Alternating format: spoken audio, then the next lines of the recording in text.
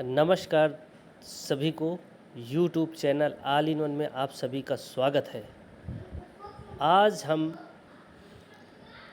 जो उत्तर प्रदेश अधीनस्थ सेवा चयन बोर्ड द्वारा मुख्य सेविका की मुख्य परीक्षा भर्ती होने वाली है, उसके एक महत्वपूर्ण टॉपिक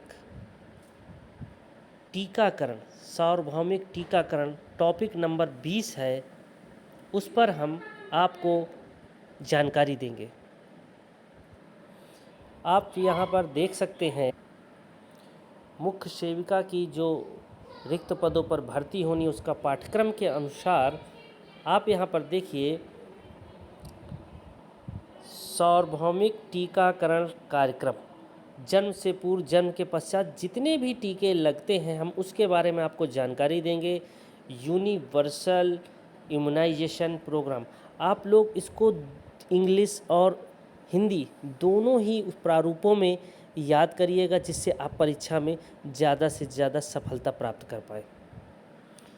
चलिए हम अपने टॉपिक की ओर चलते हैं। टॉपिक हमारा है टीकाकरण, वैक्सीनेशन। बच्चों में, गर्भवती महिलाओं में, किशोरियों में, धात्री माताओं में कौन से कब टीकाकरण होते हैं, आज हम उस पर चर्चा करेंगे। आप हमारे सम्मुख देख सकते हैं टॉपिक है टीकाकरण। तो सर्वप्रथम आप यहाँ पर देखिए, जब बच्चा जन्म लेता है तो जन्म के समय से ही उसकी तिथि निश्चित हो जाती है और 3 टीके लगाए जाते हैं। पोलियो उसको ओरल दिया जाता है, BCG, हेपेटाइटिस बी, ये जन्म के तुरंत बाद तीनों टीके लगते हैं। फिर हम देख सकते हैं कि जन्म के 1.5 माह यानी 6 सप्ताह बाद 5 टीके ये ज़रूर दिए जाते हैं।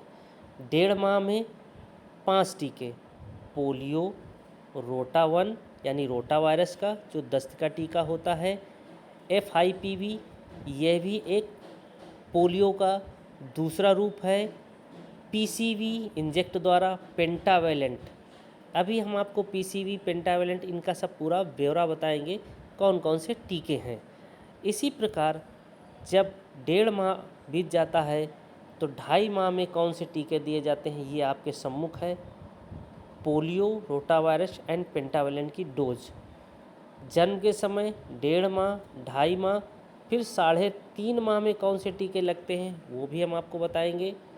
वो हैं टीके, आप देख सकते हैं इसमें 5 टीके हैं।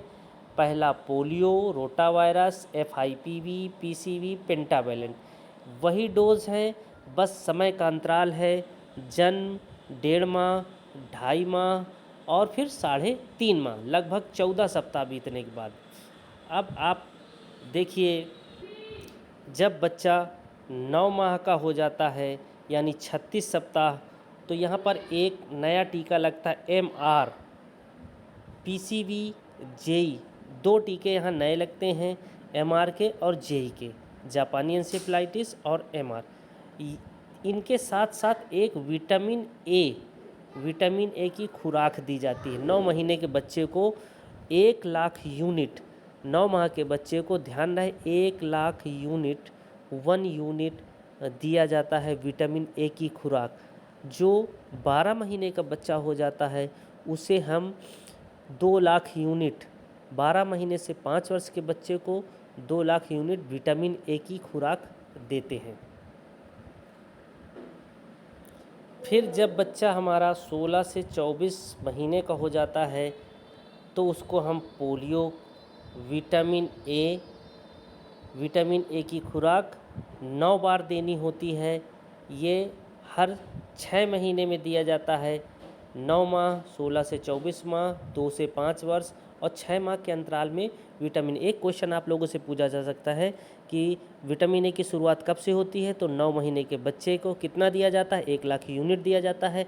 और विटामिन ए फिर 9 माह के बाद यानी 1 साल के बच्चे को कितना दिया जाता है, तो 2 लाख यूनिट दिया जाता है। और इसमें फिर 6 महीने की गैप पे बच्चे को अनवरत रूप से दिया जाता है। यहाँ पर MR की दूसरी डोज लग जाएगी, डीपीटी बूस्टर लगेगा और जेई लगेगा। डीपीटी बूस्टर भी लगेगा। आप लोगों ने जो हमारे विज्ञापन प्रणेता हैं, जिन्हें हम लोग बोलते हैं कि कौन इसके जो दूत हैं, तो उनके मुख से सुना भी होगा 5 साल में 7 बार छूटे न टीका एक भी बार। अक्सर हमने देखा है कि जो हमारे ब्रांड एम्बेसडर हैं वो इसी का प्रचार करते हैं। और फिर जब 1 वर्ष का हमारा बच्चा हो जाता है तो 5 वर्ष में कौन सा दिया जाता है? डीपीटी बूस्टर डोज दी जाती है। 10 वर्ष में उसी बच्चे को टीडी का टीका लगता है। 16 वर्ष में फिर टीडी का पुनः टीका लगता है। तो ये तो एक बच्चे का है कि जन्म से लेके 1.5 माह, 2.5 माह, 3.5 माह, 9 माह, 16 से 24 माह में कौन कौन से टीके कब कब लगते हैं, उसका ब्यौरा हमने आपको दिया है। अब यहाँ पर हम आपको ले चलते हैं कि उस टीके का क्या नाम है, इंग्लिश में क्या नाम है, हिंदी में क्या नाम। जैसे जो टीका लगाया जाता है, आप देख सकते हैं यहाँ पे टीका और उसके बचाव वाले रोग। आपसे ये भी पूछा जा सकता है कि जो हम पोलियो का टीका लगाते हैं वो हमें किस चीज़ से बताता है? तो पोलियो से बचाता है। बीसीजी का टीका हम क्यों लगाते हैं? तो ये बचपन का क्षय रोग यानी टीबी से हमें बचाता है। बैसिलस कंजक्टिवाइटिस और ट्यूबरकुलोसिस, ये टीबी से हमें बचाता है। हेपेटाइटिस बी क्यों लगाया जाता है? ये हमें पीलिया से बचाता है, पीलिया का एक रूप है। रोटा वायरस सुनते हैं, रोटा वायरस क्यों लगाते हैं? इससे हमारे बच्चा दस्त से बचता है। FIPV एक पोलियो का ये भी एक रूप है। PCV टीका हम कब क्यों लगाते हैं? निमोनिया से बचने के लिए। यहाँ पर सबसे महत्वपूर्ण बात है, जो यह पेंटावायलेंट है। पेंटावायलेंट में 5 टीके होते। कितने होते? 5। पहला गला घोंटू, काली खांसी, टिटनेस, हिब संक्रमण और पीलिया। पेंटावायलेंट में 5 टीके होते हैं। आप लोगों से प्रश्न पूछा जाएगा पेंटावायलेंट में कुल कितने टीके होते हैं? तो 5 होते हैं। कौन कौन से होते हैं? गला घोंटू, काली खांसी, टिटनेस, हिब संक्रमण और पीलिया। जेई जो आप लोग सुनते होंगे, दिमागी बुखार, मस्तिष्क ज्वर, जापानी इंसेफ्लाइटिस, जो पूर्वोत्तर उत्तर प्रदेश में ज़्यादा प्रभावी रहा है। गोरखपुर, जितने भी पूर्वोत्तर उत्तर प्रदेश के ज़िले हैं वहाँ पर जापानी इंसेफ्लाइटिस का व्यापक प्रभाव रहा है। अगला जो है आपका मीजल्स और रुबेला, एम से मीजल्स और रुबेला, इसे खसरा और रुबेला भी कहते हैं। ये भी टीका आपकी डोज लगती है। डीपीटी अभी जो हमने आपको बताया, डिप्थीरिया, पर्ट्यूरस और ट्यूबरकुलोसिस, टिटनेस, काली खांसी, गला घोंटू और टिटनेस, ये टीके लगाए जाते हैं। टीडी का टीका जिसमें टिटनेस और गला घोंटू, ये टीके आप सभी बच्चों को, गर्भवतियों को भी लगाए जाते हैं। तो आपको इन टीके के बारे में जानकारी है, कौन सा टीका है, किस रोग के लिए, बचाव के लिए लगता है, तो ये हमें पूरी जानकारी रखना है। इसी में आप देख सकते हैं गर्भवती महिलाओं को कौन कौन से टीके लगते हैं। गर्भावस्था का पता लगने पर, यानी जब 3 माह की कोई गर्भवती हो जाती है तो उसकी रजिस्ट्रेशन हो जाता है और उसे TD1 की डोज दी जाती है, टिटनेस और डिप्थीरिया।